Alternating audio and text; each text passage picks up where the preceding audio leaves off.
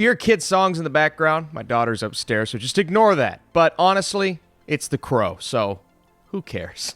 What's up, Fleek fans? Let's talk the 2024 remake, reiteration, whatever you want to call it, of The Crow. I decided to go back and watch the 1994 Crow for the first time today. I know. I'm sorry. You what? And I'll have a video about that a little later today on my Burke Reacts YouTube channel. But here's a tease. Yeah, this one's worse. So let's discuss.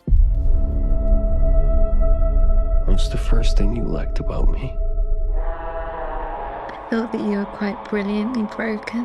Quote-unquote soulmates. Eric and Shelly are brutally murdered. Given a chance to save the love of his life, Eric must sacrifice himself and traverse the worlds of the living and the dead, seeking revenge. You have Eric and Shelly. Bill Skarsgård plays Eric, of course. That's part of why I was really excited for this movie initially, because Skarsgård is usually really good in everything that he's in. Even if the movie's not great, he delivers.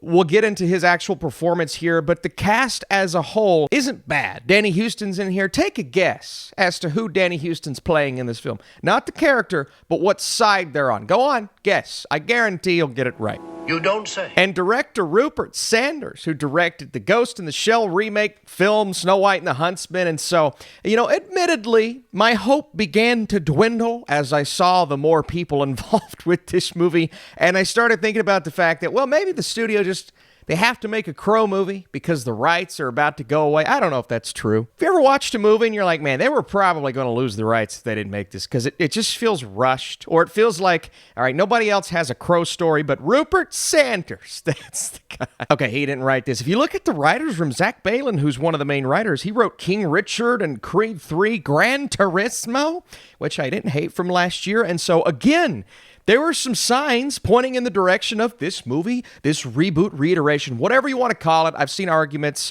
online. I don't know what to call it. It's a reiteration, but honestly, who cares what it is?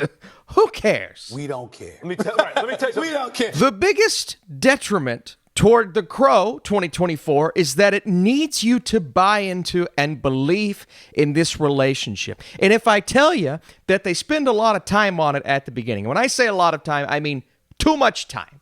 And that's usually not something I would say, because spending time on an integral relationship where you're supposed to buy the romance and believe the fact that they really love each other, that's a good thing. But part of me is like, well, I just want to see the Crow be the Crow in the Crow movie. That's what I want. And then Eric and Shelly, you're supposed to believe the fact that they have this deep and passionate love for each other. When they meet, they go do a bunch of drugs, they have some sex, they probably do more drugs, they're bouncing around on the bed almost naked, and is that it? She takes him to this apartment, and she's like, it's not even my apartment. There's some weird things going on here. And I'm like, is that romance? Is that love? I don't know if that's love. Okay, fine.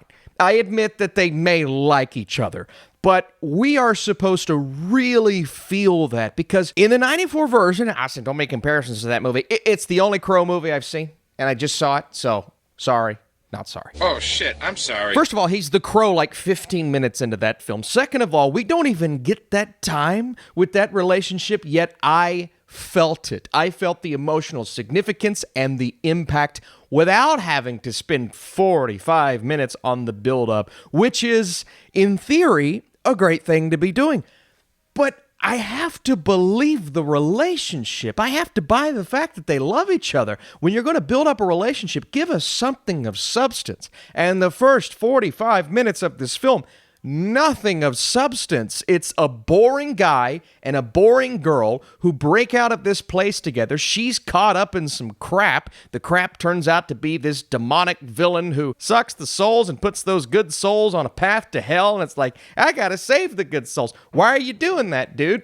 Why are you doing that? And that's where it starts to overcomplicate what is so good about that first movie. And maybe this one is closer to what the source material said it was supposed to be. I don't know. But for me, as someone who isn't as invested, doesn't care as much, honestly, it just feels overcomplicated. Why not just make it a guy who is seeking revenge, but someone who has a little bit of humanity left in him, even though he's a guy that comes back from the dead?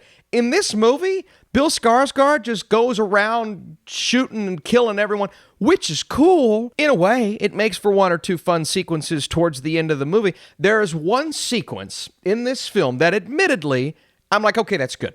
That was good. That was fun, a little self-aware. It's not as bland and boring as literally the rest of the movie combined. And that's the opera sequence, which is really fun.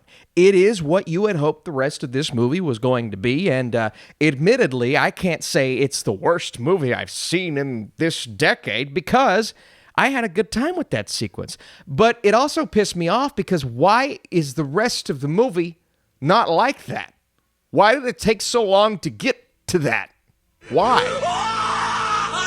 I'm not going to lie to you and act like I was overly pissed off here. Again, I saw some good things going in, but my expectations were low. The trailer was terrible. I thought there were things about this that looked atrocious, and it turns out, actually, they are that. So, but I had never seen the 1994 Crow. Go check out that video. It's a much more positive review. And so I wasn't holding this to any standard going in, approaching yesterday. I'm like, I have nothing to compare it to. So I'm not going to make comparisons during the video because that feels kind of lame because it's technically not a remake. Oh, I saw that movie and you bet your ass I'm making comparisons because it's not even close to the quality and the style of that 90s film. It's like this Crow wants to be 90s. It has some elements about it that are trying to recapture a piece of that magic, but it's so visually bland and stylistically empty, like there's no style to it. It's just a flavorless, sauceless reiteration, readaptation, whatever you want to call it. There's nothing about it that stands out from the crowd. And even a generic action movie can be fun if it features fun action. This has one fun action sequence, but the rest of what we see here is stuff we've seen before, stuff I've seen done better earlier this year with new releases, and if you compare it to the rest of the comic book / horror action movies that I've ever seen, it is towards the bottom, and that's not where you want to be, especially in 2024 with Bill freaking Skarsgård, man. Like, how do you mess that up? He's so boring in the movie. And I don't blame him, but everybody's like, was Bill Skarsgård good in this film? And I'm like, I don't know. No, but I don't think it's his fault. Again, let's recap. I didn't buy the relationship, which is the crux of the film. It's bland, flavorless, one sequence that I thoroughly enjoyed, and it does get better as it goes, but it's too late at that point. I'm not pissed off. I didn't hold the original close to me, but I will say after watching the original, and I'm so glad I did, it probably made this one feel a lot worse. And so before I give you my score, let me know your thoughts on this version of The Crow. And again, that version, the 94 version, we're going to talk about on my other channel. Can't wait to do that. Leave your likes down below if you enjoyed this. If not, it's cool. And yes, we're going to talk about this on the Movie Mode podcast, but probably not Ryan. Good luck convincing him to see this movie.